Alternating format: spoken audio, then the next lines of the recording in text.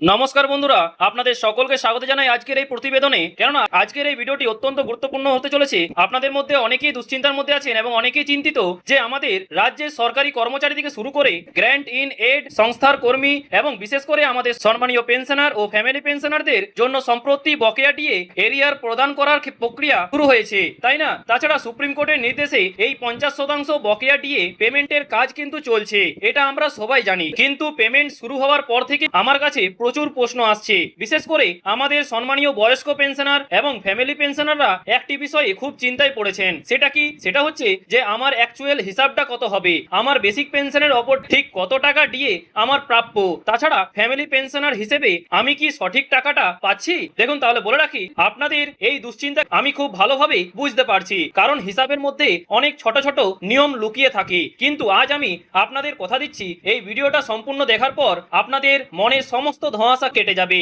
তাছাড়া কারো কাছে গিয়ে হিসাব চাইতে হবে না, আপনারা নিজেরাই কিন্তু নিজেদের প্রাপ্য হিসাব করতে পারবেন। আর এই ম্যাজিকটা লুকিয়ে আছে আপনাদের ওই কাছে থাকা একটি গুরুত্বপূর্ণ ফাইলের মধ্যে। তাছাড়া স্ক্রিনে আপনারা দেখতেই পাচ্ছেন যে আপনাদের পেনশন সংক্রান্ত যে কোনো সমস্যার যে কোনো হিসাবের মূল চাবিকাঠি হলো আপনাদের পেনশন পেমেন্ট অর্ডার, বা যাকে আমরা সংক্ষেপে বলি পিপিও। হ্যাঁ বন্ধুরা, ঠিকই শুনেছেন। এবারে আপনারা প্রশ্ন করবেন যে দাদা, এই পিপিও বইটা আসলে কি? সেটা তো জানাবোই। তার আগে আপনাদের কাছে একটা বিনীত অনুরোধ, আপনারা যদি এই চ্যানেলে নতুন হয়ে থাকেন তাহলে অবশ্যই কিন্তু এই চ্যানেলটিকে সাবস্ক্রাইব করে পাশের বেল আইকনটি প্রেস করে রাখবেন, যাতে আমি চাই না যে পরবর্তীতে কোনো গুরুত্বপূর্ণ আপডেট থেকে আপনি বঞ্চিত হন। এবং এই চ্যানেলটিকে সাবস্ক্রাইব করে আমাদের একজন ফ্যামিলির মেম্বার হয়ে অবশ্যই কিন্তু যুক্ত থাকবেন। চলুন শুরু করা যাক। আপনারা এবারে দেখতেই পাচ্ছেন সেটা হচ্ছে যে পিপিও জিনিসটা কি, তাই না? তো বলে রাখি, খুব সহজ ভাষায় বলতে গেলে একজন সরকারি কর্মচারী বা শিক্ষক তার কর্মজীবনের শেষে যখন অবসর গ্রহণ করেন তখন তার সম্পূর্ণ চাকরি জীবনের একটা রিপোর্ট কার্ড বা আধার তৈরি হয়। ঠিক আছে? এই পিপিওতে আপনাদের সমস্ত তথ্য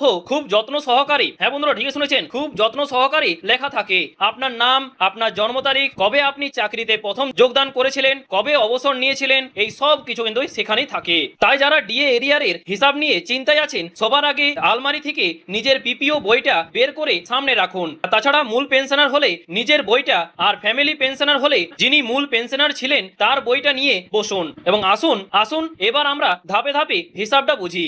দেখুন, হিসাবের প্রথম ধাপ হলো যে আপনার সার্ভিস লাইফ বা আপনি কতদিন চাকরি করেছেন। স্ক্রিনের উদাহরণটা একটু ভালোভাবে খেয়াল করুন। ধরুন একজন কল্পিত সরকারি কর্মচারী, তিনি চাকরিতে প্রথম যোগদান করেছিলেন 1996 সালের 1 জুন। হ্যাঁ বন্ধু ঠিকই শুনেছেন, 1 জুন। এবং তিনি দীর্ঘ কর্মজীবনের পর তিনি অবসর গ্রহণ করলেন 2018 সালের 31 জুলাই, 31/7/2018। ঠিক আছে? তাহলে এই যোগদানের দিন থেকে অবসরের দিন পর্যন্ত তার মোট সার্ভিস লাইফ কত হলো? এখানে হিসাব করলে কিন্তু দাঁড়াচ্ছে 22 বছর 1 মাস, তাই না? এখানে সম্পূর্ণ মাসের হিসাবটা কিন্তু ধরা হয়। এই সার্ভিস লাইফের উপর ভিত্তি করে কিন্তু পরবর্তীকালে আপনার পেনশনের অনেক কিছু নির্ভর করে। এই তথ্যটাও আপনার পিপিওতে স্পষ্ট করে লেখা আছে। এবার চলে আসি, সেটা হচ্ছে সবথেকে গুরুত্বপূর্ণ জায়গায়। সেটা কি? সেটা হচ্ছে বেসিক পেনশন বা মূল পেনশন। এই বেসিক পেনশনের উপর ভিত্তি করেই কিন্তু আপনাদের ডি এর পার্সেন্টেজ চাপানো হয়। এটা কিভাবে ঠিক হয়? দেখুন, একজন কর্মচারী ঠিক যে মাসে অবসর নিচ্ছেন সেই শেষ মাসের যে মূল বেতন বা লাস্ট বেসিক পে, ঠিক আছে, তার 50% হয় বেসিক পেনশন। হ্যাঁ বন্ধু ঠিকই শুনেছেন, লাস্ট যে বেসিক পে হয় তার 50% হয় তা ওনার বেসিক পেনশন। আসুন স্ক্রিনের উদাহরণটা দিয়ে একটু বুঝি। ধরুন একজন সম্মানীয় কর্মচারী যখন অবসর নিলেন তার শেষ মাসের বেসিক পে ছিল 36,000 টাকা। ঠিক আছে, ধরে নিচ্ছি সেটা বেসিক পে কিন্তু ছিল 36,000 টাকা। তাহলে আপনারা প্রশ্ন করবেন যে এটা আমাদের তাহলে কত টাকা দাঁড়াচ্ছে? তাহলে বলে রাখি, তাহলে নিয়ম অনুযায়ী তার পেনশন কত হবে, তাই না? তো বলে রাখি, খুব সোজা, 36,000 টাকার অর্ধেক কত হয়, অর্থাৎ 50%, অর্থাৎ তার বেসিক পেনশন দাঁড়ালো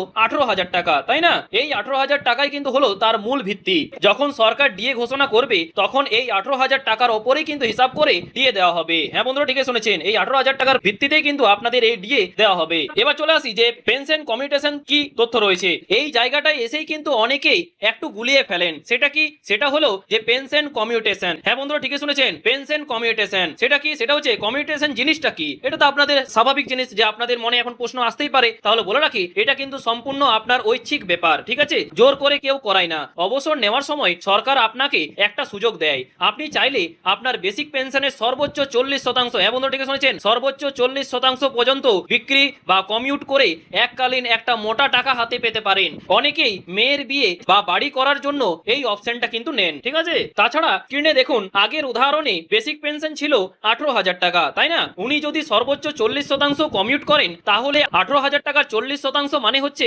7,200 টাকা উনি কমিউট করলেন, তাহলে ওনার হাতে প্রতি মাসে কত টাকা আসবে? এটা তো স্বাভাবিক ব্যাপার, আপনাদের মনে প্রশ্ন আসতেই পারে। তাহলে বলে রাখি, এই 18,000 টাকা থেকে 7,200 টাকা বাদ দিলে বাকি থাকে 10,800 টাকা। এমন ওটাকে শুনেছেন, 10,800 টাকা। এই যে 10,800 টাকা উনি প্রতি মাসে অবশিষ্ট পেনশন হিসেবে পাবেন। কিন্তু সব থেকে বড় প্রশ্ন এবং ধোঁয়াশার জায়গা হলো যে ডিএটা কি এই 10,800 টাকার ওপর হিসাব হবে নাকি অন্য কিছু? তাহলে বলে রাখি, না, একদমই না।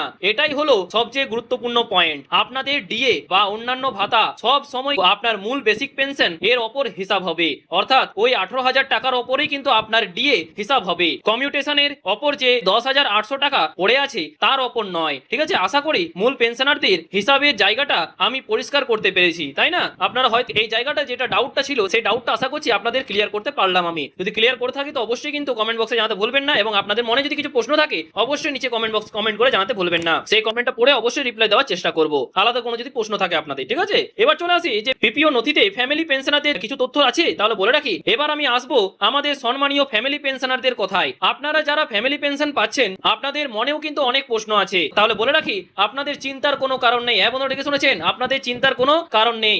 আপনাদের সমস্ত উত্তরও কিন্তু ওই পিপিও বইতেই লেখা আছে। পিপিও নথিতে মূল পেনশনারের পাশাপাশি ফ্যামিলি পেনশনারের নাম, জন্ম তারিখ, মূল পেনশনারের সাথে তার সম্পর্ক যেমন স্ত্রী, স্বামী বা অন্য কেউ, সমস্ত কিছু লিপিবদ্ধ থাকে। তাছাড়া ফ্যামিলি পেনশনের মূলত দুটো ভাগ হয়। সেটা কি? সেটা হচ্ছে এনহ্যান্স ফ্যামিলি পেনশন এবং নরমাল ফ্যামিলি পেনশন। আসুন এই দুটো একটু জলের মতো পরিষ্কার করে বুঝে নিই। দেখুন, তাহলে বলে রাখি যে এনহ্যান্স ফ্যামিলি পেনশন জিনিসটা কি। দেখুন, এনহ্যান্স কথাটার মানেই হলো একটু বেশি বা বর্ধিত। হ্যাঁ বন্ধু, ঠিক শুনেছেন, একটু বেশি বা বর্ধিত। এটা কখন পাওয়া যায়? তাহলে বলে রাখি, নিয়ম হলো যে মূল পেনশনারের বয়স 67 বছর হওয়া পর্যন্ত এই সুবিধাটি বজায় থাকে। অর্থাৎ মূল পেনশনার যতদিন জীবিত থাকবেন তার বয়স যতদিন না 65 বছর পূর্ণ হতো সেই সময়কাল পর্যন্ত ফ্যামিলি পেনশনার মূল পেনশনের সমান হারে পেনশন পান। যেমন আমাদের উদাহরণে মূল পেনশনারের বেসিক পেনশন ছিল 18,000 টাকা এবং লাস্ট বেসিক পে 36,000 টাকার ওপর 50% নিয়েছিলাম, তাই না? যদি মূল পেনশনারের অকালে মৃত্যু হয় তবে ফ্যামিলি পেনশনার ওই 65 বছর বয়স সীমা পর্যন্ত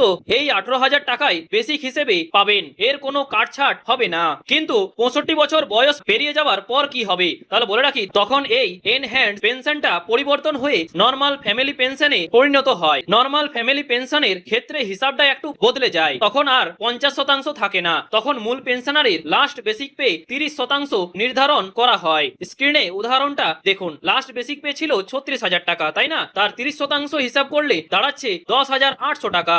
অর্থাৎ ওই নির্দিষ্ট সময়সীমা অর্থাৎ 65 বছর পার হয়ে যাওয়ার পর ফ্যামিলি পেনশনারের নতুন বেসিক পেনশন দাঁড়াবে 10,800 টাকা। এবং তখন এই 10,800 টাকার ওপরই কিন্তু সরকারের ঘোষণা করা ডিএ বা মহার্ঘ ভাতা হিসাব করা হবে। তাহলে বন্ধুরা, পুরো আলোচনা থেকে আমরা কি বুঝলাম, তাই না? তো বলে রাখি, আপনাদের basic pay, basic pension, family pension, commutation এই সমস্ত কিছুর একটাই সমাধান, আর সেটা হলো আপনার পিপিও বা পেনশন পেমেন্ট অর্ডার। বিশেষ করে এখন এই যে 50% বকেয়া ডিএ এরিয়ার পেমেন্ট হচ্ছে, আপনাদের পাওনা টাকা সঠিক অ্যাকাউন্টে ঢুকছে কিনা, সঠিক অঙ্কে ঢুকছে কিনা তা বুঝতে কিন্তু শুধু নিজের পিপিওটা একটু মনোযোগ দিয়ে মিলিয়ে দেখে নিন। কারোর কথাই কিন্তু বিভ্রান্ত হবেন না, নিজের হিসাবটা নিজে বুঝে নিন। সো বন্ধুরা, আমি চেষ্টা করলাম একদম সহজ ভাষায় আপনাদের কাছে বিষয়গুলো তুলে ধরার। এরপরেও যদি আপনাদের কোনো বুঝতে অসুবিধা হয় বা নিজের হিসাব নিয়ে কোনো দ্বন্দ্ব থাকে তাহলে নির্দ্বিধায় কিন্তু এই ভিডিওর নিচে কমেন্ট বক্সে আপনাদের প্রশ্নগুলো লিখে জানান। আমি অবশ্যই কিন্তু সেই কমেন্টগুলো পড়ে অবশ্যই রিপ্লাই দেওয়ার চেষ্টা করব। আশা করছি আপনারা এই ইনফরমেশনটা পেয়ে অনেকেই উপকৃত হয়েছেন। যদি উপকৃত হয়ে থাকেন তো অবশ্যই কিন্তু এই ভিডিওতে একটা লাইক করে অবশ্যই কিন্তু আপনাদের সহকর্মীদের সাথে প্রচন্ড পরিমাণে শেয়ার করবেন, যাতে সমস্ত পেনশনার এবং ফ্যামিলি পেনশনারদের কাছে এই জিনিসটা বুঝতে সুবিধা হয় এবং ওনারা এই ইনফরমেশনটা পেয়ে উপকৃত হন। সো বন্ধুরা, আজকে এই পর্যন্তই। দেখা হচ্ছে পরের ভিডিওতে নতুন কোনো আপডেট নিয়ে। থ্যাংক ইউ, পাশে থাকবেন, সুস্থ থাকবেন।